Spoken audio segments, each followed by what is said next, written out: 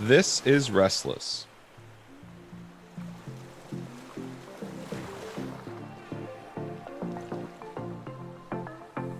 Welcome back to Restless. We are doing another summer interview today. Pastor Michael, are you ready?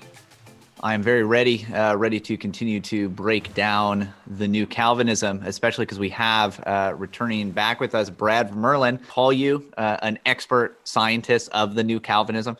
Does that work? I guess that would count. Yeah, expert scientist. Brad, will you just tell our audience, in case they didn't catch our first interview with you, just a little bit about your work? Sure. Yeah, I am a sociologist by training. I earned my PhD in sociology at the University of Notre Dame in 2016. To do that, you need to write a book-length research project, and mine was on the neo-reform movement from a social science perspective, rather than like a theological or a pastoral perspective. So I spent 4 years gathering all sorts of data, qualitative data on the new Calvinism and the broader landscape of American evangelicalism. And my dissertation ended up being published last year by Oxford University Press as a book, Reformed Resurgence, the New Calvinist Movement, and the Battle Over American Evangelicalism. So that's why you guys like talking to me, I guess. And right now I'm a sociologist at the University of Texas at Austin. Yep. Yeah, thanks. We, if you haven't heard it, we have recorded a first interview with Brad quite some episodes back, and we discussed his book as a whole, but there was a lot to his book, and we are happy to have him back to kind of zero in on a few issues. And so today we're going to specifically discuss with Brad, we're going to talk about the secularization that made the new Calvinism maybe possible, if I can say it that way, and what those of us who are part of conservative Christianity kind of should look at going forward in the future, and if there are lessons to learn. So Brad, what role did secularization play in your research and in the founding of New Calvinism? Right. So even though the book is about the neo-reformed or New Calvinist movement, it's also kind of about a bigger issue. I like to think of it as religion in the modern world, and specifically conservative religion. So in sociology of religion, that's one of the classic issues, right? Is kind of what's called secularization, which can be maybe I should just define that first. Yeah, that'd be great. Secularization is basically just the notion or hypothesis that modernity or the modern world causes problems for traditional religion. That could be. What is that? What do they mean when they traditionally say the problems of the modern world for religion? Right. So there's two sets of problems here. There's the problems of the modern world, and then the problems that can cause for religion. So some of the problems of the modern world, at least in classical secularization theory, would be things like pluralism, so a wide range of worldviews and lifestyles present in your society. Urbanization, the idea, just the growth of cities and people moving into cities and city life.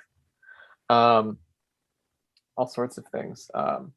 What's called rationalization, so kind of the removal of the more mystical or mysterious and enchantment aspects of life, and kind of the dominance of a rationalized, bureaucratized view of the world.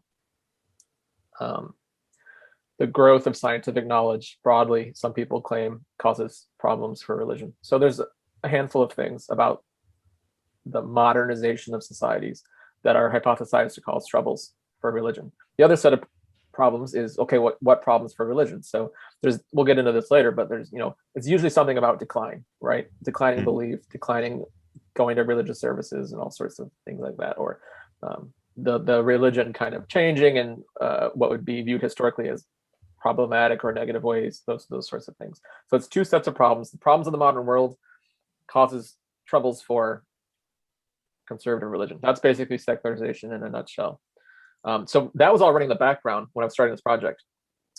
Having, then reading in sociology of religion for years prior to starting this project, Some of the professors I worked with at Notre Dame had written on secularization in the past. So it was something I was thinking about as I was going into the project. You asked me how secularization might have caused or like fed into the new Calvinism as a phenomenon, right? That was the original question. Yeah. So that's a complex issue, but in the book, I basically talk about that there are some aspects of the broader American culture, which are generally more secularized aspects, seeping into American evangelicalism, and that the new Calvinism is in some sense responding to or pushing back against those.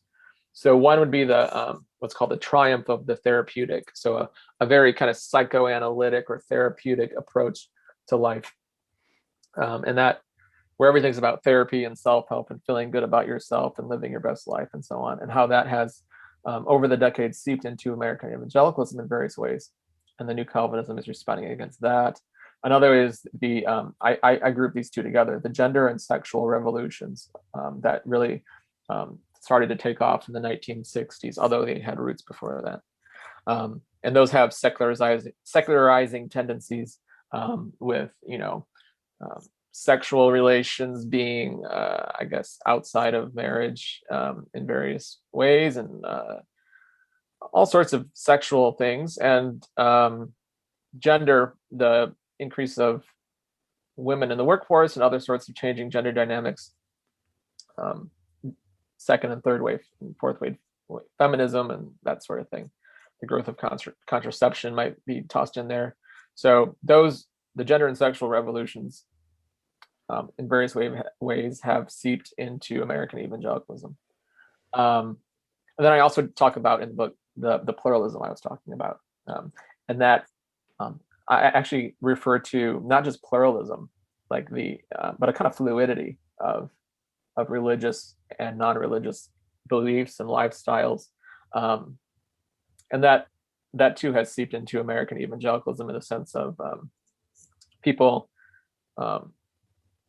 not believing what they're supposed to believe. In a sense, you see all these surveys of evangelicals believing things that evangelicals haven't historically believed, and so on. So those are just a few of the ways, not to mention, technology is a big aspect of it too, and the internet and all that, and urbanization. So all those things are running in the background of my book and play in as causal factors to the what's going on with the new Calvinism.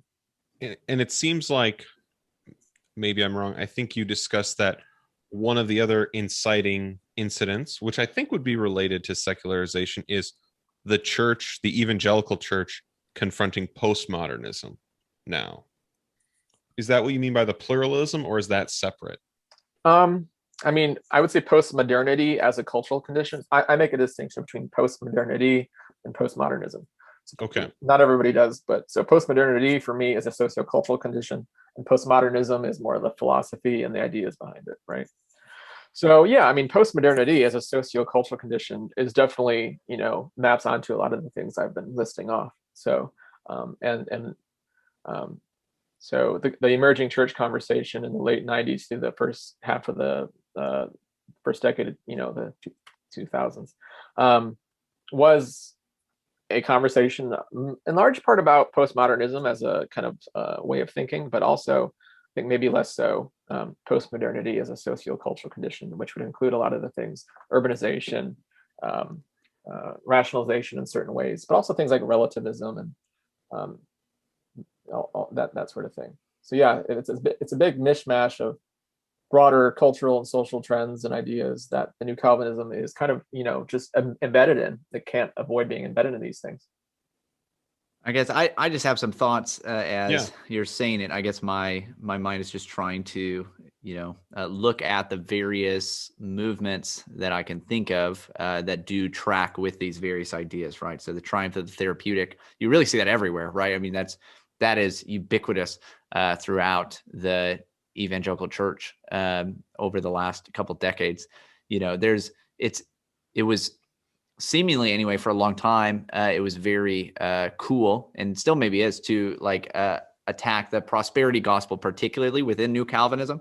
And so you see there like this, I don't know, maybe the height of a therapeutic kind of way of looking at religion, like you follow God. Here's all the things you get. You will be happier. You will live your best life now. You will, attain all these things, all these goals that you have, personal goals, whatever they may be. These will be granted to you if you follow. But I'm just trying to think about ways that, this permeated the new Calvinism itself, or aspects of evangelicalism outside of the, we're talking about the downfall of new Calvinism itself, right? So if we look at, well, here are the broader trends in evangelicalism, here's even what new Calvinism set itself up against. But, do you have any thoughts about what ways you see these same trends within the new Calvinism itself? I see it far less so within the new Calvinism than I do in what I call mainstream generic evangelicalism. Mm-hmm.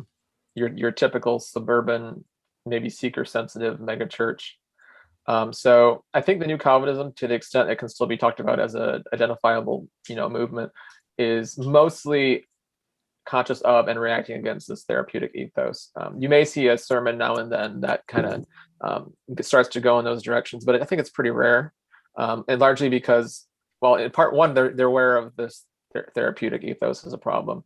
And another is kind of the Reformed world and Calvinists being more of a heady crowd that's more, I think, doubtful of the more emotive expressions of evangelical faith. So a couple of those things kind of make it a little bit more resistant to therapeuticism. That's what I call it.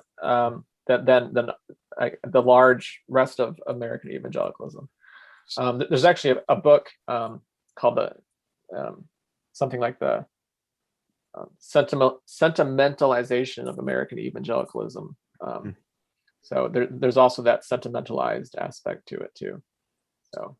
So is new Calvinism, is it coming into this cultural milieu as a solution or as a way forward? Is it kind of trying to hold back these problems for conservative religion, or is it kind of this is the way we can go through this period of postmodernity, secularization? I think it mostly, and this is the way I talk about it in my book, presents itself not as a solution to those problems, but as an alternative, especially for young people.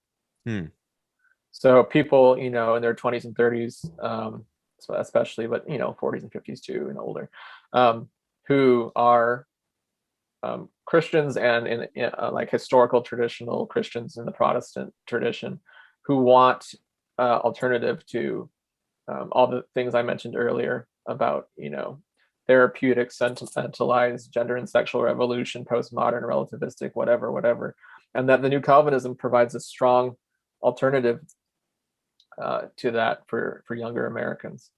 A big part of that also is the whole idea of a sovereign God who is in control of your life and has a destiny for you and is in control of things and can make sense of suffering in certain ways. So I'd say it's mostly an alternative.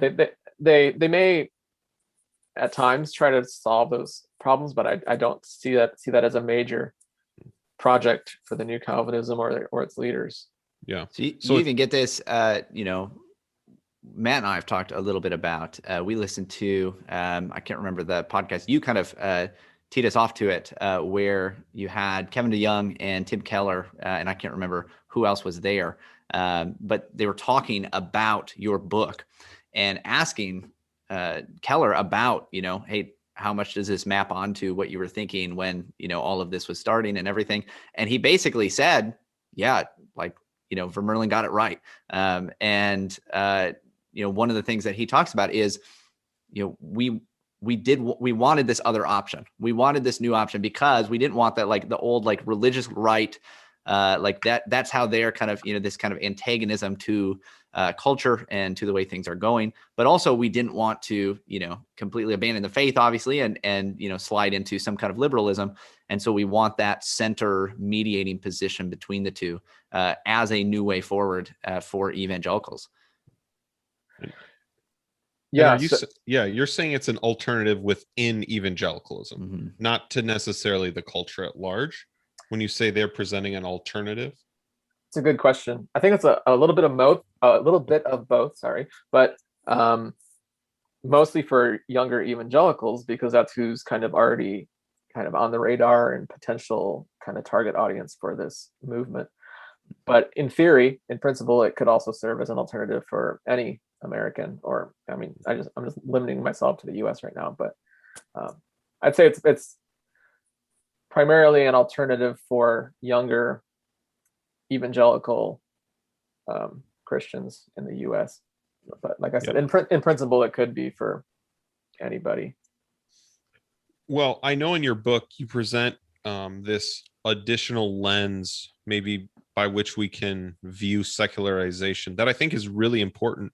And I think it, you refer to it as cultural entropy. And I think it's really important because almost everyone I talk to in the West, conservative Christians, I've joked with Michael, even people into things like the Bitcoiners and cryptocurrency, is all these people share this feeling of there is something breaking down in our culture, that the system can't hold, and and people have different explanations, and they're looking at different reasons for that, but that seems to be a very maybe that anxiety seems to be common in the West, especially in the US at this point. Can you tell us about this frame that you put on secularization that is going on, I think? Yeah, that's right. And what you said about this kind of things breaking down, falling apart, that's kind of what I'm trying to tap into with this concept of cultural entropy. It is a phrase I steal from another sociologist at Notre Dame, Terry McDonald, who has more in mind like the breakdown of material culture. But here I'm using it differently to talk about abstract cultural systems as a whole. So there's other ways, previous ways of thinking about secularization other than the one I present in the book. So the most straightforward that a lot of people have probably seen in charts and stuff would be like decline in belief in God, just statistical decline, right? Sure. That you can measure on surveys, or people going to church less, people praying less, even though that's not really happening. People tend to prayer is about the same over the decades, but like declining things you can measure on surveys that you can operationalize, or write a survey question, it'll tap into that and you can show it declining, either declining over time over the decades, or at least declining among different age, like birth cohorts, like the more recently you've been born, the less like you are to believe in God or go to religious services and so on. So all that I just refer to as kind of straightforward numerical decline. And you do see that, I should note. Like, I'm not saying that's not happening by any means. That is happening. Another way to think about it, and this was really popularized by a sociologist, Mark Chaves, back in the mid-90s. He wrote an article called Secularization as Declining Religious Authority. So this is a little different, right? So it's basically that people don't care anymore what pastors and priests say, or like what the religious experts say you are supposed to believe or how you should live. People just don't. That doesn't hold the same authority or weight anymore like it did in the long ago, like the first half of the 20th century or prior to that. Now it's just it is what it's called, declining religious authority, right? There's others too. One classic way to think about secularization in sociology is that it's called differentiation. So the religious aspect of your life becomes compartmentalized from other aspects of your life. So you have kind of your work life, which kind of represents the economic or commerce sphere of the world, and you have your education, schooling life, and you have the government, and you have all these different spheres of life, right? Economics, the government, education, all sorts of things. And these are differentiated from the religious aspect of your life. It becomes this sphere of your life that's like it's not the all-encompassing sphere of everything where all the other things are embedded in. It's just like one part of you or whatever. It's not just one part of you, it's only one part of society too. It's like the religious sphere becomes differentiated from all the other spheres or fields of a society. So that's another way to think about it.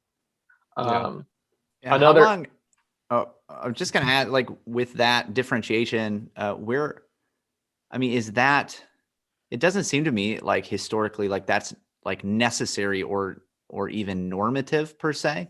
Where do you trace that back to? Because I'm just thinking about, I've done over the last couple of years a lot of study into kind of the effects of industrialization and things like that in society, where you have, for instance, the way I'm thinking about it is much more on a kind of personal family level.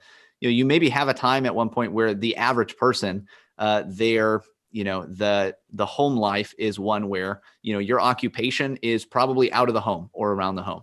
Your food production is probably in and around the home. You do it with your family. The education is, often either in a small community or it's at the home. These different aspects where, all these different parts of your life that are maybe now more compartmentalized are much more either localized or even like organically a part of your family life. And not that that was true everywhere all the time, but it does seem like that was more normative in a sense at one point. And then you start to have these kind of breaking apart of, okay, well, everything gets kind of differentiated in that sense outside of the home. So that's where I think about it, just because that's where I've done some reading lately. But do you have an idea of kind of where you stem this from, or where this, this kind of breaking apart is starting? Or has it always been, and then there's just, kind of a slow return back, or what does that look like? Right. That's the kind of biggest question that I think sociologists are at their best at, or can or should be, right? A lot of sociology is this kind of nitty gritty, but I love the big picture questions. And I'm not an expert on that question, but I mean, in the medieval period, the Middle Ages, I think you do see a much more integrated worldview. Right. And then where we are now, and how did that happen? And I think it's a centuries long gradual process, but I would probably tend to agree with Brad Gregory, the historian at Notre Dame, who he's Catholic, and so he like does this as, I guess it's kind of his critique of the Reformed, the Reformation. But he says it's the seeds are in the Reformation, because you have right away in the first generation you have Luther and Calvin and Zwingli and others disagreeing on various aspects of life, and from Scripture, and so you end up with different conceptions of what right doctrine is, and that evolves into different conceptions of how to live, and that evolves into different conceptions of the good, and that evolves, and just things start to kind of differentiate. I think so. I would say the seeds of it are probably the Reformation movement, although I don't know, maybe your listeners will take me to task for that. But yeah. Well, Brad, right now I'm wearing a Charles Spurgeon t-shirt. So this is a Protestant show. We certainly don't not here for that, but we will not receive any critiques of critiques of the reformers of the Reformed world. I think that I think all three of those are very interesting, right? The one you hear about the most kind of popular level are these surveys, right? Less people believe these things, but for example, the one about religious authority, I think it's hard for me and probably a lot of our listeners to even understand that one, because I've never lived in a time where we cared about what priests, right, or pastors, what they would tell us to think in a cultural way. And then the third one is, yeah, I think that is one where I would even say the New Calvinists were attempting to present an alternative, right? That they were, right. John Piper makes all kinds of statements about how all of life should glorify God, right? And that might be a little Kuyperian-y, I don't know, but I think that all three of those, are definitely in operation. Right. And I was going to say a fourth, which is kind of different still, which is, it's not as popular, but it's called internal secularization, which is it could be pretty simply understood as when, say, some denomination liberalizes on one or more issues, right? So, and you can just, or even just an organization. So just kind of a more circumscribed, like the United Methodist Church or whatever, the PCUSA or something, like liberalize, and in that sense they're kind of secularizing within themselves. So those are the four main existing ways of thinking about secularization. And looking at the neo-reform movement and the way that it reacts to and responds with and interacts with the broader field of American evangelicalism, none of them really struck me as exactly right for the type of conflict and infighting I saw among evangelical leaders, right? And I'm sure you can see this too, like just most people who pay attention to American evangelicalism can see this, whether it's on Twitter or whatever. And just a couple case studies I give in my book would be like Rob Bell's whole thing 10 years ago with Hell, and the huge blow up about Rob Bell, and a lot of fighting that happened over the course of months about that. And then the World Vision thing with their short-lived policy change on same-sex marriage, and then the reversal less than 48 hours later. And then, I mean, I feel like if the Bethany Christian Services thing had happened 10 years ago, it would have been a lot bigger than it was, for example. Right. So that'd be another one, right? So those types of things. And you have these evangelical leaders who are on different sides of these issues. So you have people who are fine with annihilationism or universalism in terms of hell. You have people who are in favor of redefining marriage to include gay and lesbian couples. You have people who are affirming of gay and lesbian relationships and all sorts of things. And there's other issues too, that are not the identity politics, all kinds of.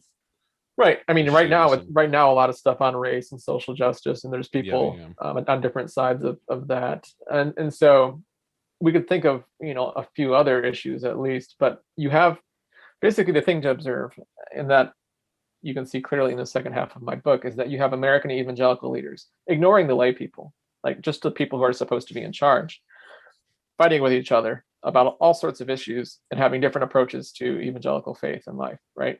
So what do you do with that? And by the end, I talk about it as cultural entropy.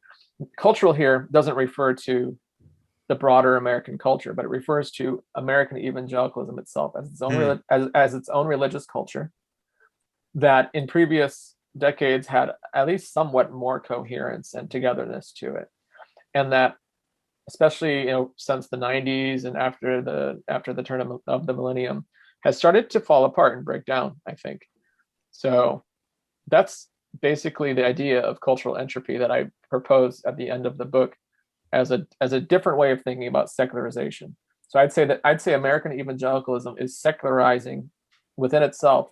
So it's close to internal secularization, but it's in the sense that a previously coherent cultural system is starting to break down and fall apart and kind of dissolve and go in different ways.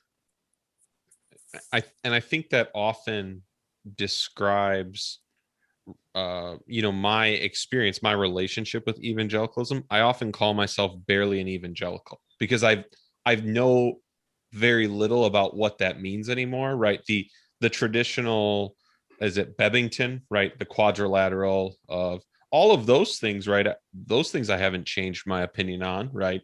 The biblicism, the Christ-centered, the conversion, right? All of these things I haven't changed, but it seems to me that, I think what you're saying is exactly true, that whatever that those things might have been the narrative, the cultural center of evangelicalism. And right now, what actually is central to evangelicalism is at least much less clear than it probably was 50, 60 years ago.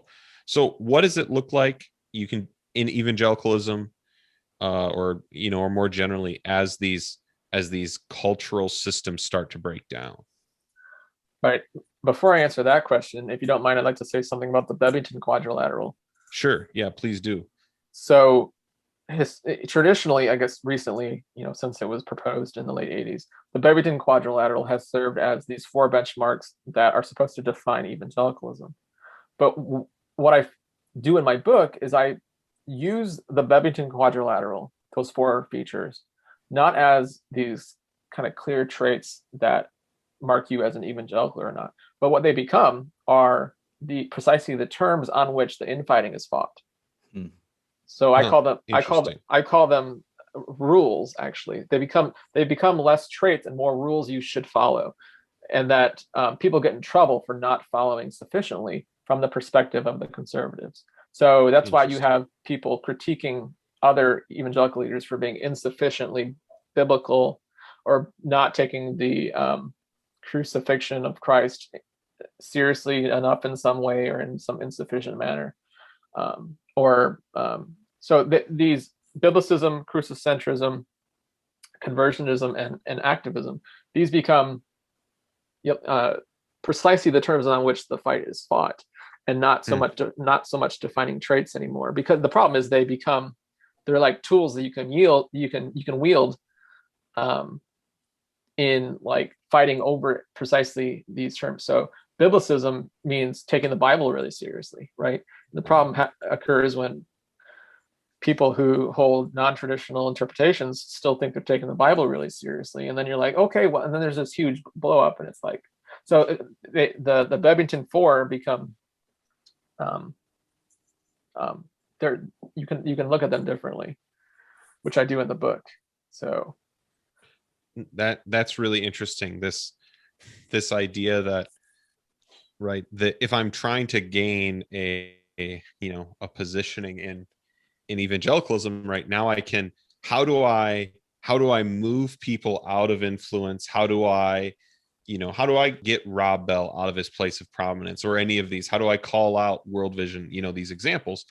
I find one of the things that are central to evangelicalism, and I say, aha, we've got you. You're not this, right? How do I tell young evangelicals progressives aren't evangelical, right? That's not an option going forward, because whether it's biblicism, right, whatever the thing is that they're not getting. I think that's really interesting that they have become rules or tools rather than traits. Traits of describing.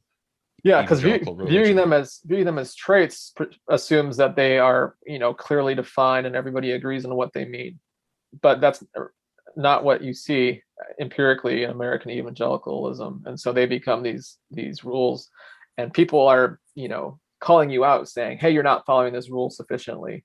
And so that's where a lot of the infighting, it's not where it comes from, but it's kind of the way it's talked about, in a sense. And you have one of the phrases that in sociology is talked about is what's at stake in a field, and you have religious leaders using that language too, and they don't. It's sociological language that, like, the gospel is at stake, or the Bible is at stake, or something like that, right? Yeah, I wonder, thinking about, again, the idea of differentiation, entropy, stemming off of the Reformation, or wherever you want to place it. So you see that, maybe at one point when you have a more consistent evangelicalism, you have this, quadrilateral, but even that has kind of been, you have that as kind of a, I'm not trying to be coy about it, but like a kind of dumbing down of maybe a larger, kind of confessional framework, or, you have the, here are the fundamentals all of a sudden in the early 20th century, that these are what now mark us out, as opposed to those who are going liberal, at least in, Northern Presbyterianism. And so you get, okay, well, here's the fundamentals, or maybe, here's the quadrilateral, here's the things that we're about.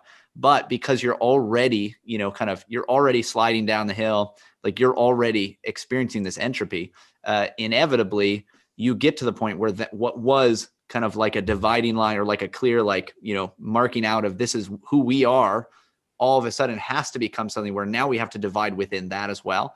And so there's just this continual like pulling apart, even as you get smaller and smaller within, what exactly it is that defines you. Does that sound even close to right? That's what I'm hearing. Yes. So I don't say this in the book, but I think confessionalism is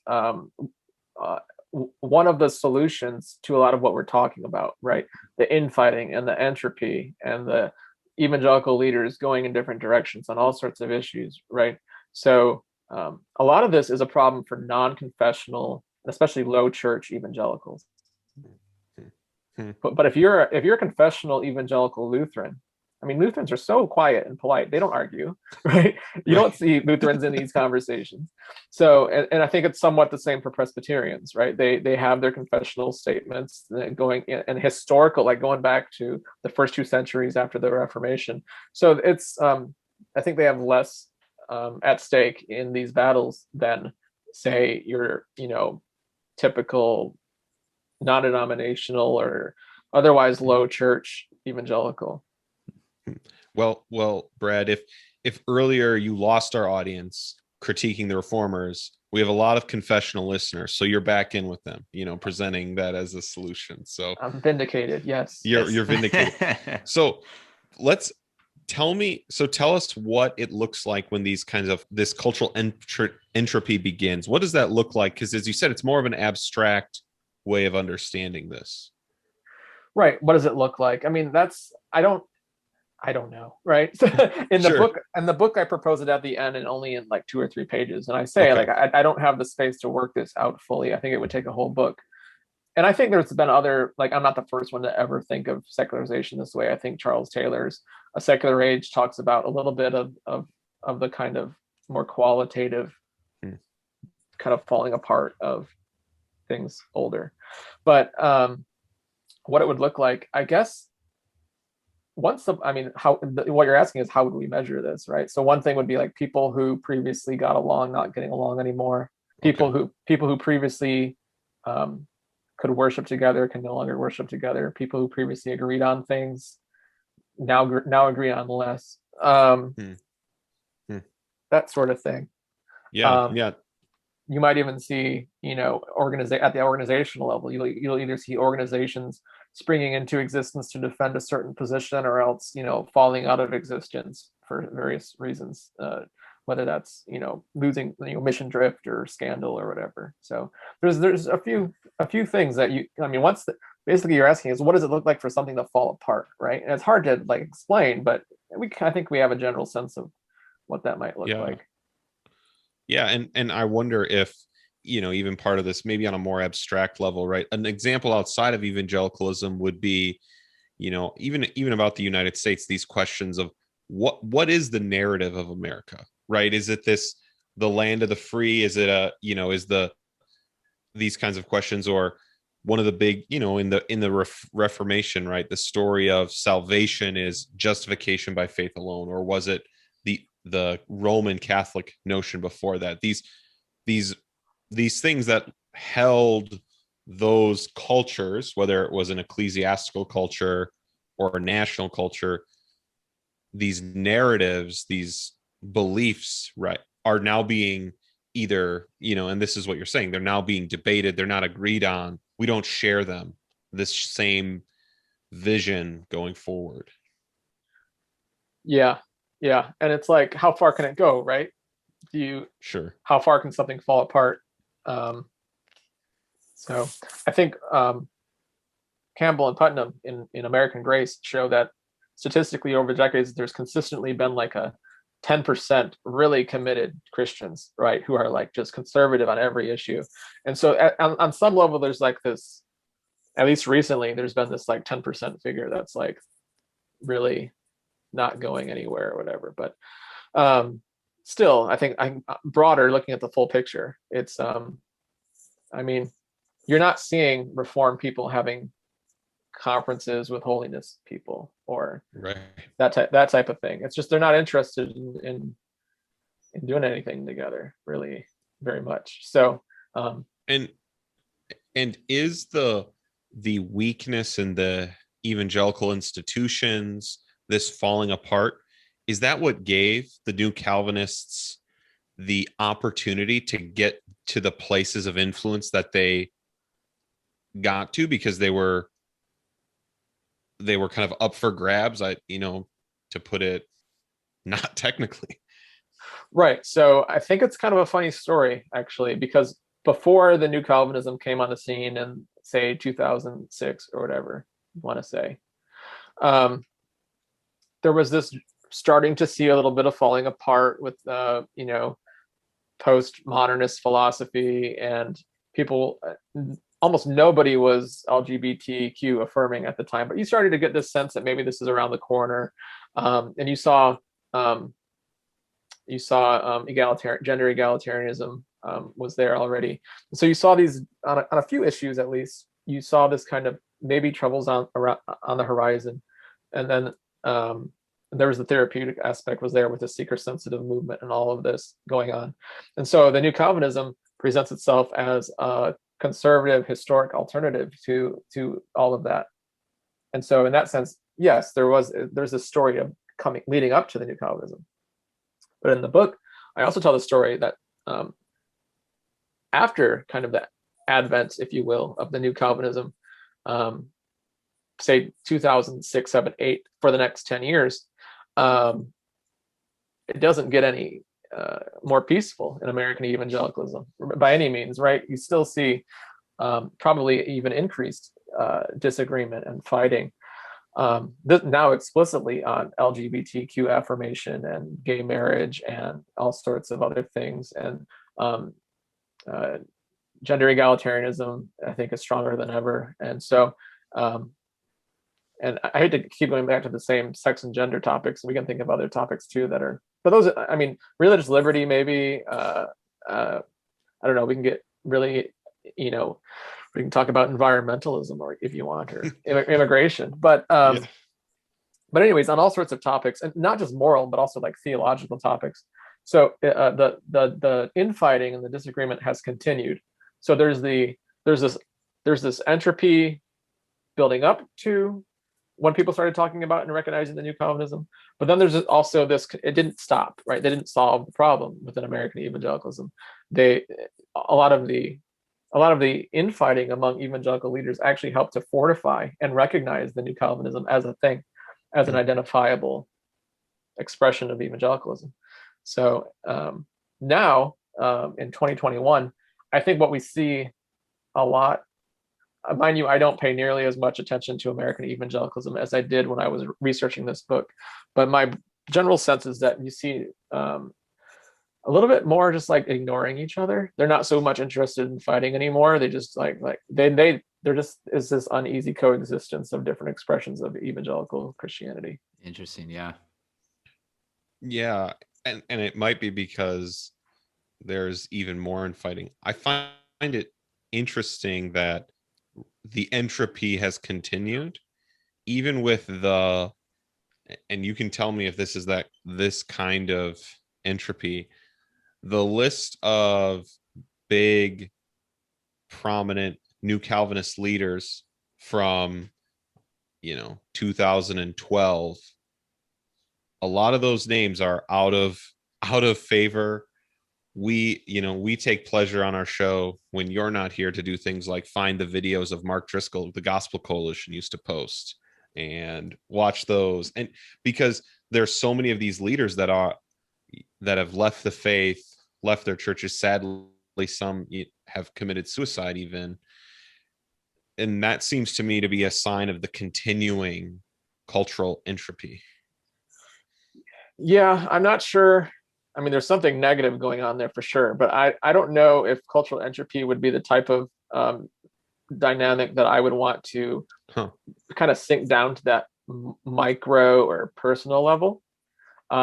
It's more of something that happens to systems, right, and structures like American evangelicalism as a whole. But so when you have the thing, I'm not saying it's like, so it's definitely something happened and it's negative and it's a problem for the new Calvinism. I don't know if that would be something I would call cultural entropy though, right? It would be like, that's a separate issue of like celebrity pastors and like accountability and stuff like that, which if you were to amplify it up and look at it at a field level, then maybe we could talk about cultural entropy, right? Yeah. So I don't know what we would call like a list of 10 megachurch pastors really falling out of favor.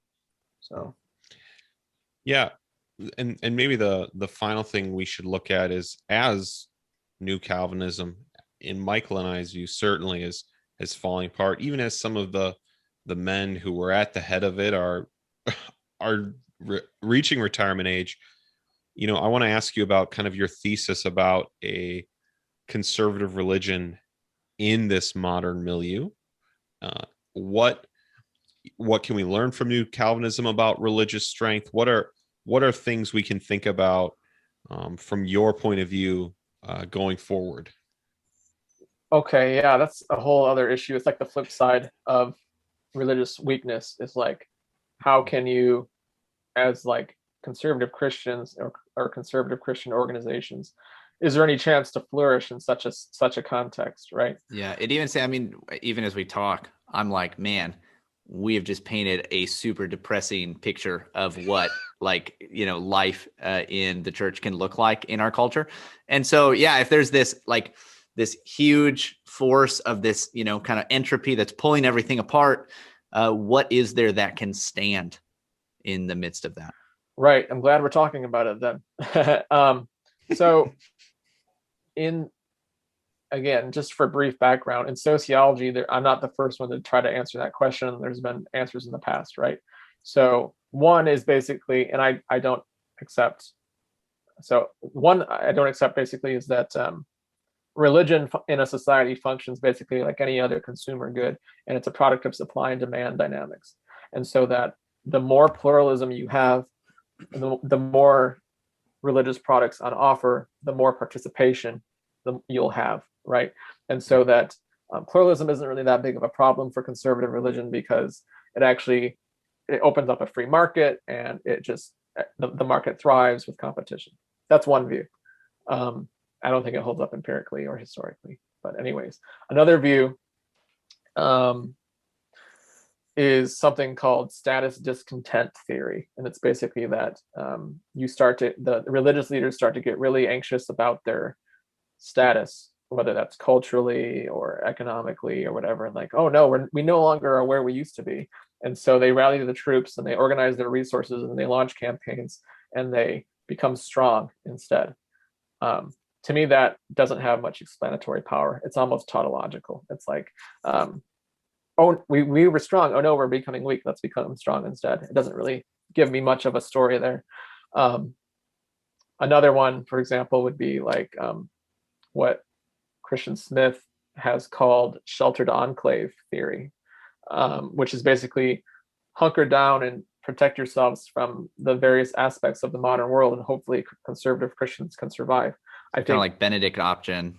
Exactly. I was going to say that it's like I think the Benedict option is kind of a newer articulation of that older theory.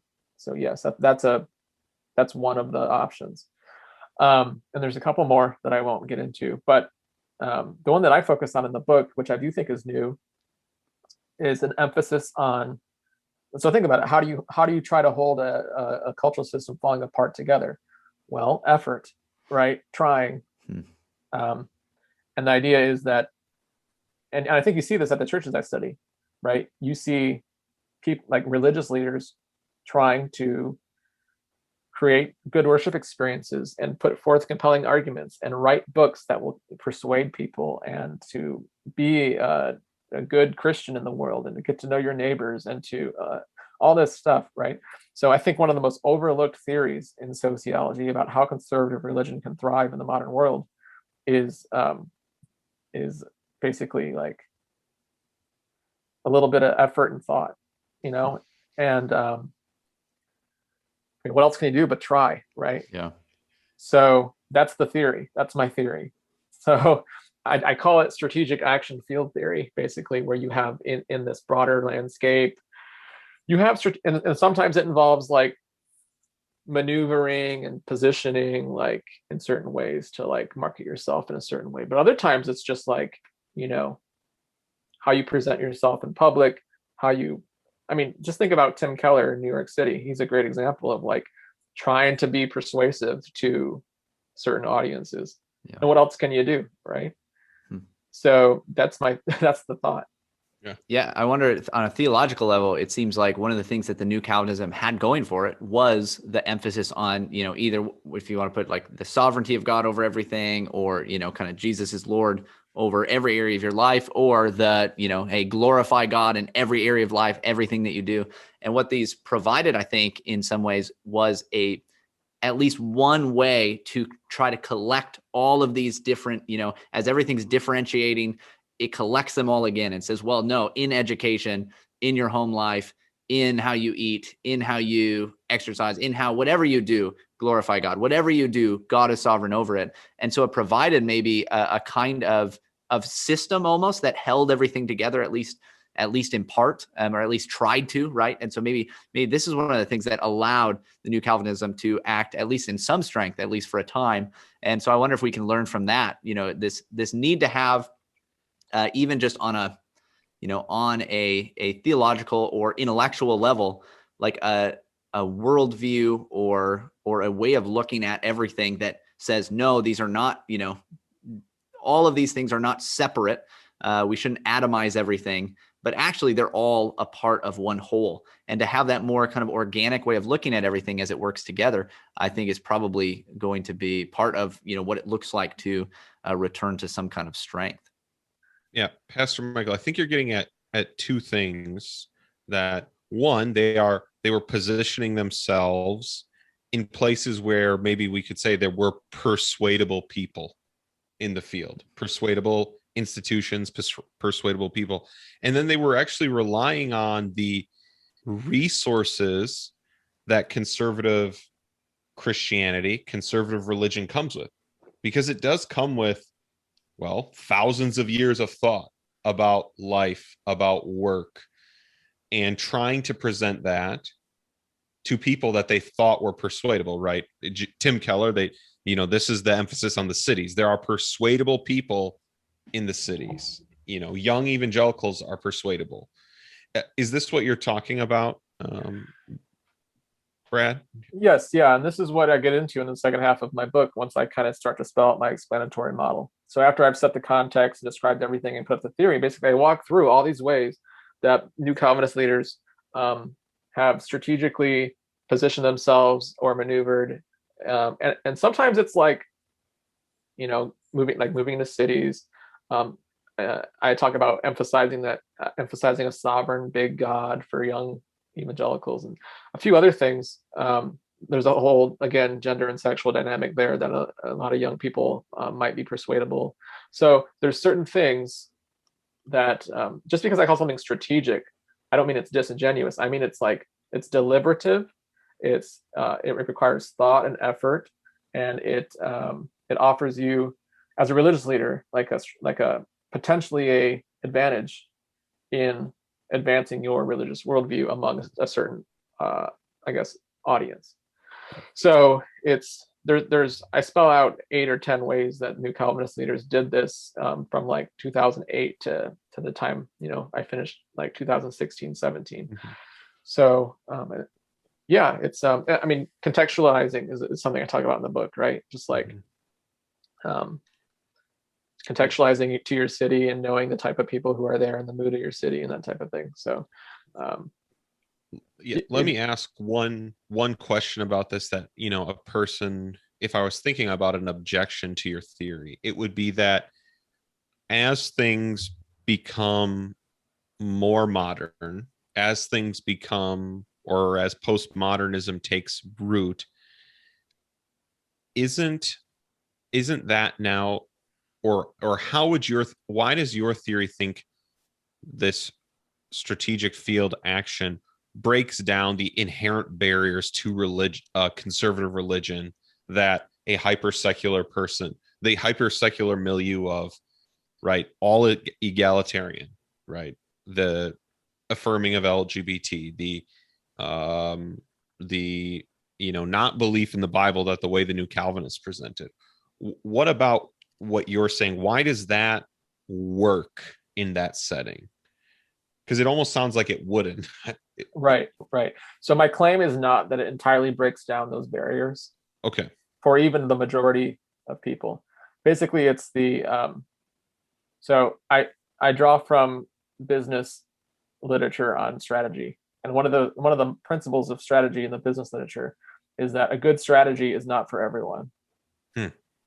And so it's basically get the low-hanging fruit, and it's get who you can, I guess, right? So it's not gonna, my claim isn't that it's going to completely overhaul and like persuade, every, like even a most people.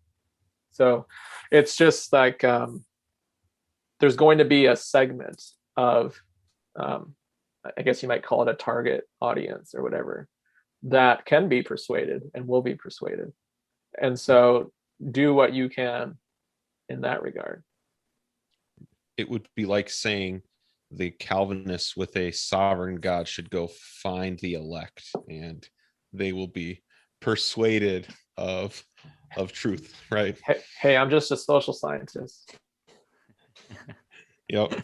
And we're just podcasters. Well, Pastor Michael, before we close our time on this, is there anything else you want to ask or add before we end? Yeah, I find this very helpful. And not too long ago, I preached from Psalm 1. And there's this clear distinction in Psalm 1 between the one who meditates upon the law of God, right? The righteous man. And he's like this tree. And there's this image of this kind of organic growth. He's this tree that, his roots are down deep. He's right by the source of life, this stream. And so he's always bearing fruit, even when, it seems like he shouldn't be. Like his leaf does not wither. Whereas the wicked can't stand in the judgment of God, and they're like chaff that the wind blows away.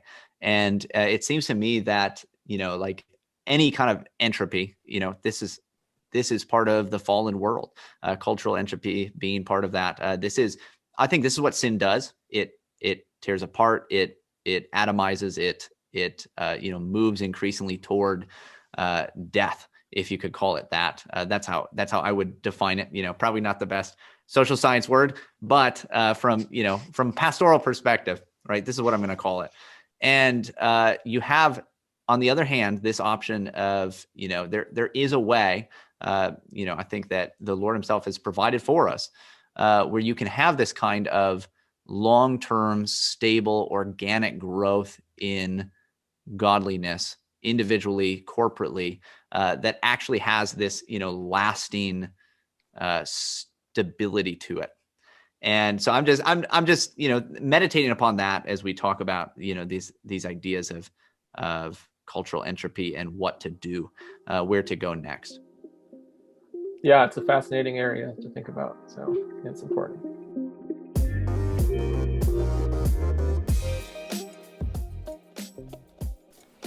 I hope you enjoyed this full-length interview with Dr. Brad Vermurlen on secularization, cultural entropy, and the religious strength of New Calvinism.